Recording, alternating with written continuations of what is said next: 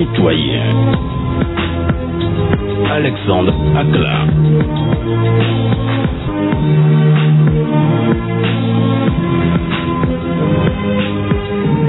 Depuis le début du XXe et XXIe siècle, nombreux sont les acteurs, surtout les acteurs politiques, qui encouragent l'initiative entrepreneuriale, seule alternative selon eux dans la lutte contre le chômage. La question est de savoir aujourd'hui quel modèle entrepreneurial pour les jeunes en ce XXIe siècle, surtout avec la panacée et les changements par rapport aux nouvelles technologies de l'information et de la communication, aussi par rapport à cette crise sanitaire qui secoue le monde entier. Dans quelle direction les jeunes doivent-ils s'orienter aujourd'hui? C'est la thématique qui nous réunit dans cette émission Le Citoyen.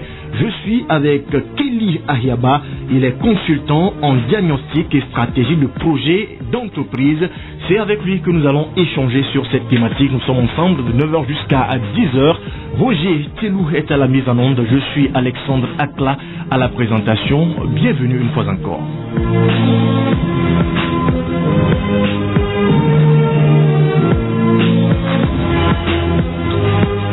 Citoyens sur Zéphyr, désormais tous les samedis de 9h à 10h, nous parlons du modèle entrepreneurial pour le citoyen togolais, surtout dans ce contexte de mutation accélérée. Je suis avec Kelly Ahiaba, consultant en diagnostic et stratégie de projet d'entreprise. Monsieur Kelly, bonjour et bienvenue. Bonjour Alexandre, bonjour aux auditeurs et merci de m'avoir invité. Merci surtout d'avoir accepté notre invitation. C'est la première fois certainement que vous êtes avec nous dans cette émission Le Citoyen où nous parlons de tous les sujets qui concernent la société. C'est vrai, il est plausible que nous oublions cet aspect entrepreneurial qui contribue massivement au développement de nos pays. Aujourd'hui, l'occasion nous est donnée de cogiter un peu sur cette thématique et nous sommes très heureux de vous avoir avec nous. Mais avant de rentrer dans le vif du sujet, j'aimerais savoir quel est votre rôle en tant que consultant en diagnostic et stratégie de projet d'entreprise. Ok, merci pour l'occasion. En réalité, en tant que consultant en stratégie et en diagnostic de projet ou d'entreprise, il est de mon devoir en fait de faire l'analyse de la situation entrepreneuriale ou du projet de la personne et de lui montrer un peu au niveau peut-être des facteurs ou de ce qu'il demande. En fait, il faut d'abord répondre à ce que le client veut, mais en tout cas de lui montrer le chemin, de lui mettre le doigt sur les éléments qui peuvent être peut-être en sa défaveur ou les opportunités qu'il peut saisir afin d'atteindre ses objectifs. Il est important de rappeler que lorsqu'on a un projet, c'est d'abord pour régler un problème. Et donc il faut se focaliser sur le problème à régler et les attentes du client afin de trouver la résultante nécessaire pour que l'objectif soit atteint. Donc mon devoir, c'est surtout faire en sorte que le promoteur de projet puisse arriver à son objectif. Et alors, on comprend aisément que vous côtoyez beaucoup d'entrepreneurs. Dites-nous aujourd'hui, quelle analyse faites-vous de la situation entrepreneuriale au Togo? Bien. C'est avec un peu de sourire. Oui, parce que ça fait quand même à tout casser 19 ans que je fais beaucoup d'observations dans le domaine. Moi-même, j'ai fait beaucoup d'expérience parce que ça a été un objectif que je m'étais fixé depuis avant même 2005. Donc j'ai fait beaucoup d'expérience. Aujourd'hui, ce que je peux vous dire, c'est que beaucoup de gens font beaucoup d'efforts, que ce soit les jeunes sortis d'école, que ce soit dans le secteur informel, que ce soit au niveau des politiciens, etc. Beaucoup font des efforts pour que l'économie puisse bien se développer, mais ce qu'on remarque, c'est que la plupart se heurtent à un épanouissement. Quand vous allez par exemple au CFE, le centre de formalité des entreprises. Oui, vous demandez le nombre d'entreprises qui a été créé par exemple en 2020. On va vous donner un chiffre. Allez maintenant au niveau de l'OTR et demandez... L'Office togolais des recettes. Exactement. Demandez par exemple quel est le nombre d'entreprises à ce jour qui fonctionnent et vous comparez les chiffres. Allez également par exemple au niveau de la CNSS et demandez... La Caisse nationale de sécurité sociale. Oui. Donc quand vous allez prendre ces différentes structures et vous allez combiner les informations, vous allez vous rendre compte qu'il y a un grand écart, un énorme écart. Aujourd'hui, grosso modo, 80% des entreprises qui sont formalisées au CFE n'existent plus. Et beaucoup sont endettés. Les gens ne répondent plus aux appels téléphoniques parce que ils ont fait faillite et fuient. Il y a énormément beaucoup de problèmes. En attendant de continuer, je tiens à rappeler donc les chiffres publiés par le Centre de formalité des entreprises par rapport aux entreprises surtout créées en 2020. Le nombre est de 12 500 entreprises qui sont créées en 2020 au Togo. Oui, en fait, il faut préciser qu'en fait, au niveau du CFE, c'est la formalisation des entreprises. La formalisation. Ce n'est pas la création d'entreprises. Ah, ok. Donc il y a une nuance. Le nom peut aussi évoluer. Oui, en fait, quand vous créez une entreprise, ça veut dire que vous avez une idée, vous vous lancez dans l'activité pour répondre à cette idée-là.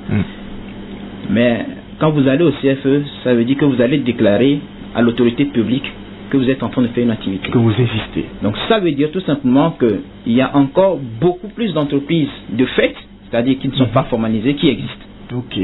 Mais le chiffre du CFE, c'est seulement les gens qui sont partis obtenir un papier légal pour évoluer. Donc ce ne sont pas forcément les entreprises créées. Une entreprise est créée, ça veut dire que vous la faites tourner. Ok. C'est ce que ça veut dire, la création d'entreprise. Vous avez une idée, vous mobilisez les ressources, vous déployez des actions, vous produisez quelque chose que vous mettez sur le marché. C'est ça en fait, créer une entreprise. Donc, le fait d'avoir un papier, ça ne veut pas dire que vous avez créé une entreprise. Ça veut dire tout simplement que vous avez déclaré que vous existez. Vous pouvez avoir le papier et ne pas encore tourner. C'est-à-dire, vous avez le papier parce que vous avez besoin de faire une négociation avec un investisseur qui exige de vous connaître légalement. Donc, vous allez voir l'autorité, vous dire, bon, j'ai tel projet, je voudrais avoir le papier pour pouvoir exister légalement. Après, vous pouvez écrire un document à l'OTR, à l'Office togolais des recettes, pour dire, bon, effectivement, j'ai déclaré que j'existe, mais je ne suis pas encore en activité. Ok. C'est une option qui existe en fait. Ok. Donc, et là, vous dites, ah, je suis en recherche de marché, je suis en recherche d'investisseurs. Donc, il faut bien rappeler qu'au niveau du CFE, ce sont les entreprises formalisées, non les entreprises créées. Une entreprise est créée seulement si elle est en activité.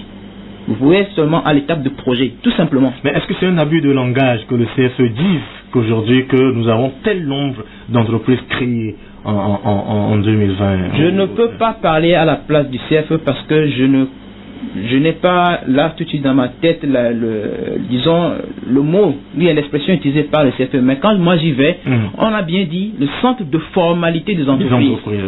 Donc là ils ont bien dit, ils n'ont pas dit le centre de création d'entreprise, le centre de formalisation des entreprises. Donc eux ils ont les papiers et vous mettent dans le système pour qu'on puisse savoir que vous existez.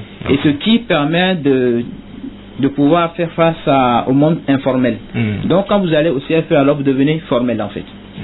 C'est ce que ça veut dire. Mesdames et messieurs, vous êtes en train de nous suivre sur la radio régionale. Nous parlons du modèle entrepreneurial pour les jeunes citoyens togolais aujourd'hui. Alors, nous allons rentrer maintenant dans le vif du sujet. Avant d'aller à ce modèle entrepreneurial, définir d'abord ce qu'est aujourd'hui l'entrepreneur ou l'entrepreneuriat. Bien, si vous permettez, je vais quand même rappeler qui je suis. Je suis Kelly Ahiaba, je suis diagnosticien, stratège pour les projets et les entreprises, spécialement en management de projet. Actuellement, nous donnons des formations concernant l'entrepreneuriat. Mais je n'aime pas trop utiliser le mot entrepreneuriat. Je dis plutôt promoteur de projet. Il y a une différence? Oui, il y a une différence. Lorsque vous avez un projet, vous n'avez pas encore une entreprise. Une entreprise, c'est un système qui tourne. D'accord? Le projet, c'est que vous êtes dans la démarche d'arriver jusqu'à l'entreprise. L'entreprise commence par tourner. Elle peut tourner tout seul en fait. Au moment où l'entreprise commence par tourner tout seul, vous avez quitté l'étape de projet. D'accord? L'étape de projet, c'est que vous mettez les choses en place, vous avez fait les essais, les différentes choses. Bon, donc pour en venir à votre question, l'entrepreneur, quand vous prenez le mot entrepreneur, il y a le mot entre et preneur. D'accord? L'entrepreneur, c'est celui-là qui se saisit d'une situation et décide de conduire ça au bout et avoir une issue normalement heureuse. En fait, c'est ça l'entrepreneur. Donc l'entrepreneur, ce n'est pas seulement sur le plan économique. Vous pouvez avoir un entrepreneur social. Vous pouvez avoir un entrepreneur politique. Vous pouvez avoir un entrepreneur environnemental. Ce n'est pas seulement quelqu'un qui veut produire de l'argent. Donc, mais c'est quelqu'un qui veut produire de la valeur ajoutée. Il y a aussi une différence entre cela. La valeur ajoutée, c'est quand par exemple vous améliorez le bien-être des gens. Vous apportez de la valeur ajoutée. Ça ne veut pas dire que les gens là ont vous avez mis de l'argent sur votre compte bancaire. Donc l'entrepreneur, c'est celui-là qui se saisit d'une situation et conduit la situation jusqu'au bout pour normalement avoir un dénouement heureux, normalement. C'est ça un entrepreneur. Bon, maintenant, n'importe qui peut être entrepreneur aussi. Quand un jeune dit « je veux prendre ma vie en main », il devient entrepreneur. Je prends ma vie en main. Il règle ce problème-là. Celui-là qui, par exemple, dit « je veux prendre ma famille en main », il devient entrepreneur. Un entrepreneur social. Celui qui dit « je veux me marier, je veux prendre mon mariage en main », devient un entrepreneur. Parce qu'il va apporter de la valeur ajoutée.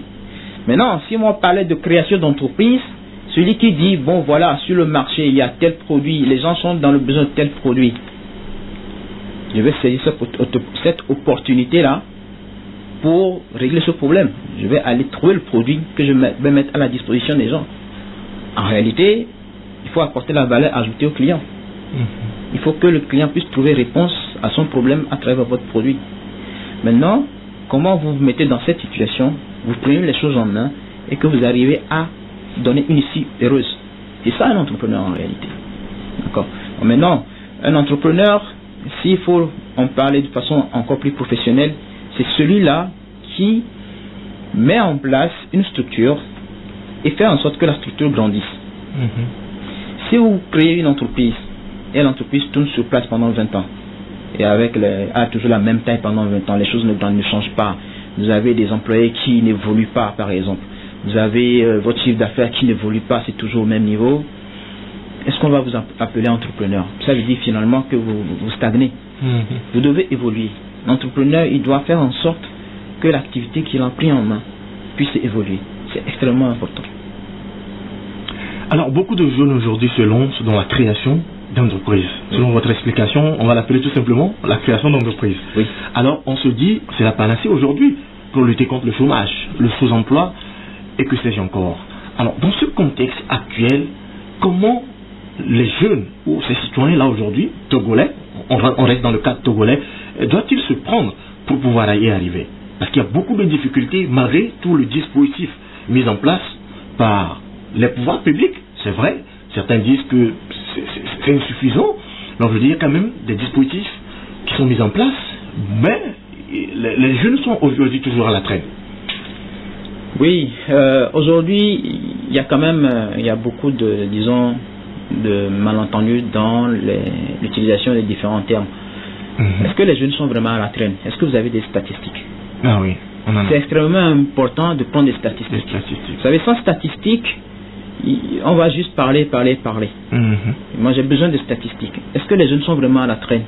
Bien sûr, on va me dire que ils sont là en train de faire Zémidian. Mais Zémidian, c'est de l'entreprise. Mais tout dépend de la façon dont la personne mène son entreprise. Moi, j'ai rencontré des Zémidians.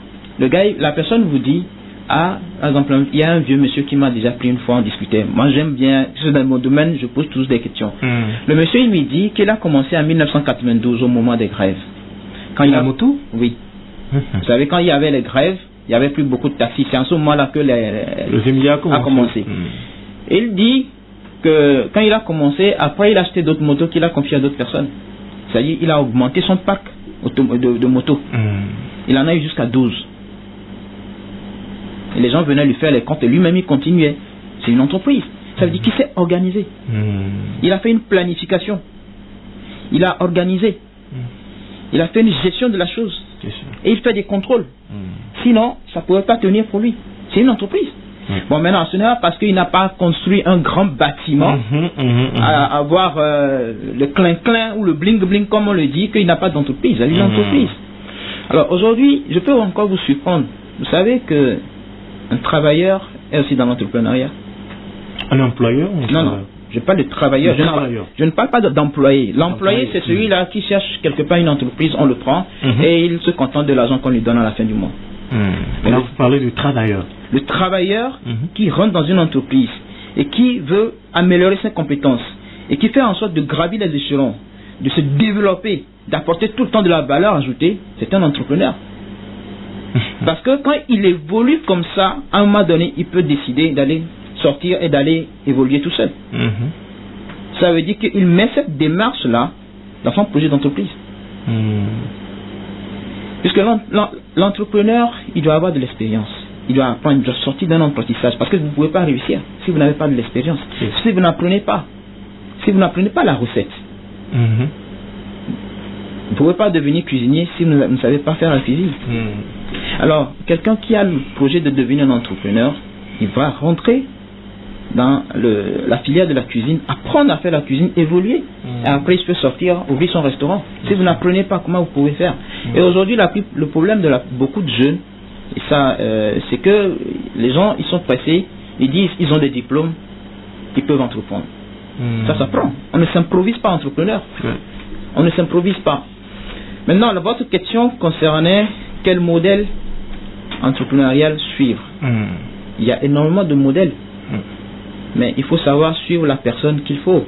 C'est-à-dire, il faut analyser le parcours de cette personne-là à qui vous voulez ressembler. Il y a énormément de modèles. Quand vous allez au grand marché, vous allez voir, il y a des modèles là-bas, les gens qui font. Et moi, j'aime bien suivre le modèle des Germains. On les appelle communément Aoussa au marché. J'ai fait 4 ans au grand marché et j'ai analysé un peu le système. Vous savez ce qui se passe? Il y a un monsieur qui nous vendait les tissus de pantalons. On a discuté un peu avec lui un jour. Régulièrement, il faisait venir un de ses frères de leur pays, du Niger. Alors quand ils arrivent, la personne travaille avec lui, apprend le métier. D'accord? Une fois que la personne apprend le métier, après, on commence par lui confier un stock. Et après, cette personne trouve sa place. On fait venir une autre personne. Ça, c'est le modèle qu'il faut. Il faut aller, vous voulez faire dans quelque chose. Par exemple, vous voulez faire dans une entreprise agricole. Mais allez dans une entreprise agricole, allez vous former. Allez travailler, par exemple. C'est comme ça qu'il faut commencer. Si vous n'apprenez pas, vous ne faites pas de l'apprentissage, vous ne pouvez pas y arriver.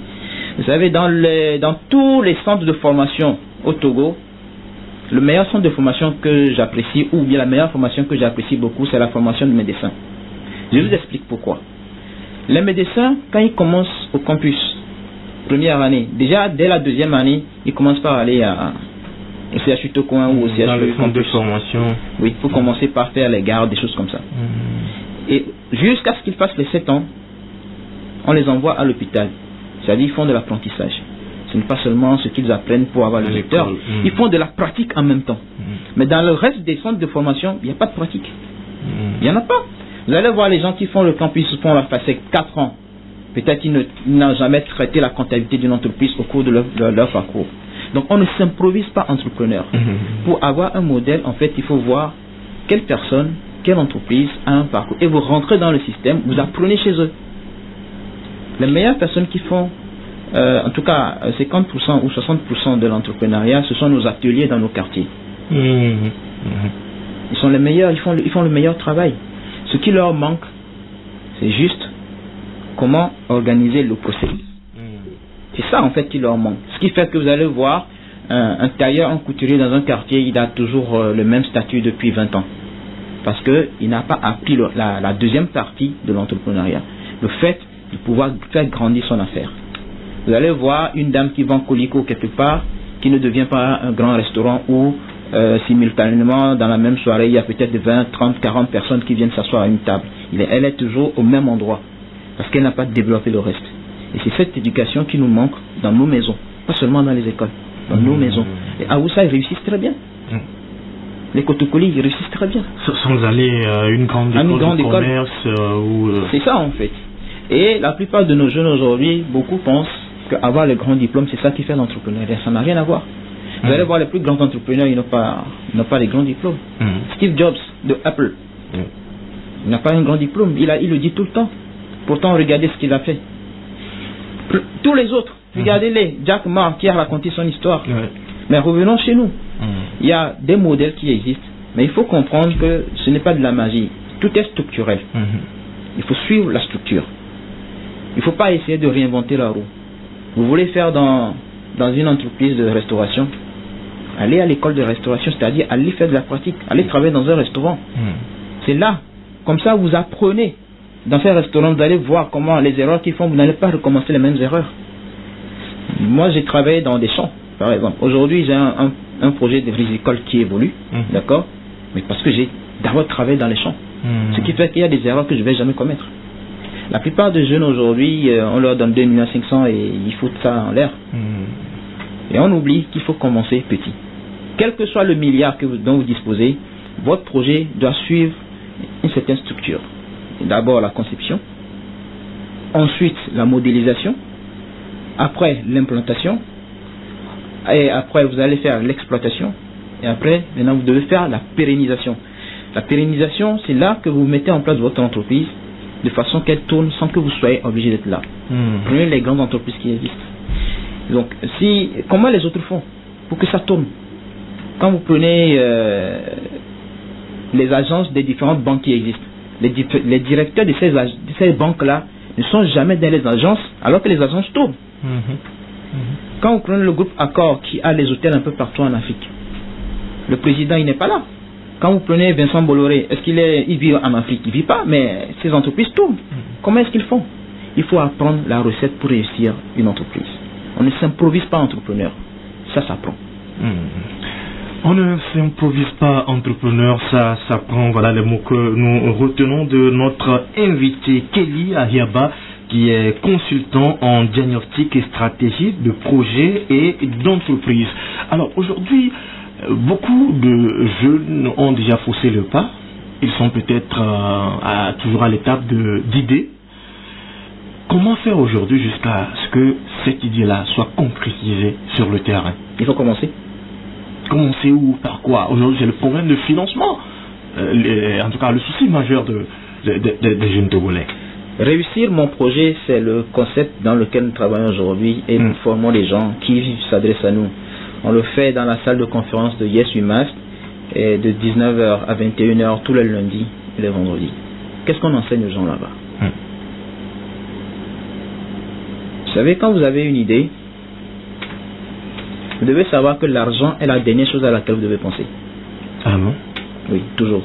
Les gens ne sont jamais d'accord avec moi. Mais quand on commence la démonstration, vous vous rendez compte que c'est vrai. Moi, je vous donne mon exemple personnel. Pour commencer mon projet de riz, dès le départ, je n'ai pas sorti un franc. J'avais l'idée, j'ai discuté avec des gens, j'ai mis en avant mes compétences, j'ai négocié et on m'a accordé un terrain alors que j'aurais dû payer avant d'avoir le terrain. On a commencé des travaux. J'ai fait faire des travaux et j'ai payé les ouvriers après parce qu'on a négocié tout simplement. Nous avons tout pour réussir. Ce n'est pas l'argent qui est nécessaire. Dans mon projet de riz, à un moment donné, j'avais besoin d'investissement pour acheter du matériel agricole. Alors, je m'étais posé là une seule question. Si je trouve un investisseur aujourd'hui, comment je vais le convaincre pour me financer? Étant déjà dans le secteur, dans le domaine de la stratégie et du diagnostic, alors je m'étais dit, bon, je vais d'abord mettre sur papier quelque chose, faire toutes les recherches nécessaires, pour que lorsque je rencontre quelqu'un, je peux tout de suite le bombarder avec tout ce que j'ai. Et effectivement, en 2016, j'ai rencontré une amie à ma mère, et elle me dit, ah Kelly, qu'est-ce que tu fais maintenant? Je dis, ah je suis dans les champs, je travaille le riz et tout ça. Elle dit, ah ça avance. Je dis, ah je fais mon job. Je dis, oui ça avance, oui mais... Il dit, mais comment, qu'est-ce qui se passe? Je dis, ah on a souvent besoin de financement. Il dit, mais est-ce que tu as un projet? Si tu as un projet, on va t'aider à trouver le financement. Je dis, oui j'ai un projet. Il dit, ah bon, apporte. Je rentre chez moi, je porte le même jour, je lui apporte le projet, je lui explique. Il dit, ah bon, mais la banque n'a pas voulu te financer. J'ai dit, j'ai fait beaucoup de recherches, j'ai soumis au niveau du ministère de l'Agriculture, au niveau de Pradeb, tout ça, mais tu sais, il y a beaucoup de gens, on sélectionne. J'ai pas été sélectionné. Mais j'ai fait quand même un tour à la banque. La banque m'a posé des conditions. Ces conditions que vous ne remplissez pas forcément. Que je ne remplissais pas. Et j'ai demandé 2 options. La banque m'a dit, mais si je trouve quelqu'un qui peut nantir un compte et me garantir, c'est vite fait. Et je lui ai expliqué tout de suite. Il dit, ah bon, on va te renseigner. Alors, j'ai dit, j'ai déjà les informations. Je lui donne. Il dit, ah bon, c'est vrai. Ok, va me chercher les papiers, je vais signer pour toi. J'étais déjà préparé. Ok. Essentiel. Il faut d'abord tout préparer. Tout. Il faut faire la première étape, la conception de votre projet. Parce que si on vous pose des projets et des questions et que vous n'arrivez pas à parler de votre projet, ça veut dire que vous ne maîtrisez pas votre sujet. Il faut y arriver à convaincre. Vous ne maîtrisez pas votre sujet. Donc, qui peut avoir confiance en vous si vous-même vous ne maîtrisez pas votre sujet? La deuxième phase, c'est la modélisation. En fait, la modélisation, c'est la phase de projet pilote. Est-ce que vous avez déjà essayé quelque chose? Prenons un jeune qui voudrait ouvrir un restaurant. Est-ce qu'il a déjà fait la cuisine chez lui à la maison? Les plats que vous voulez développer, vous voulez offrir peut-être junkman. Est-ce que vous avez déjà une recette? Vous l'avez déjà préparée à la maison?